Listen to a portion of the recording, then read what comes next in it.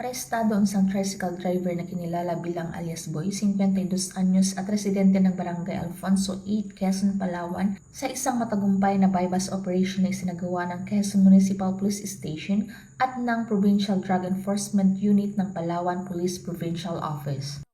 Base sa nakalap na impormasyon, naganap ang operasyon dakong mag-aalas 8 ng gabi noong ika-3 ng Agosto taong kasalukuyan.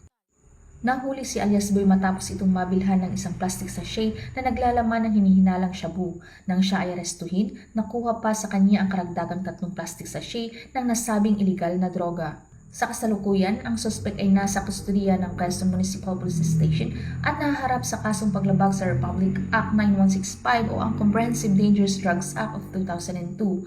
Ang matagumpay na operasyon ay isang malaking hakbang tungo sa paglaban kontra iligal na droga sa bayan ng Quezon, Palawan. Ang pagkakahuli ng naturang suspect ay isang patunay na dito sa bagong Pilipinas, ang gusto ng pulis, ligtas ka. Mula dito sa Calapan City, Oriental Mindoro, ako ang inyong PNN correspondent, Patrolwoman Christine Lorenzo, alagad ng batas, tagataguyod ng Balitang Pulis.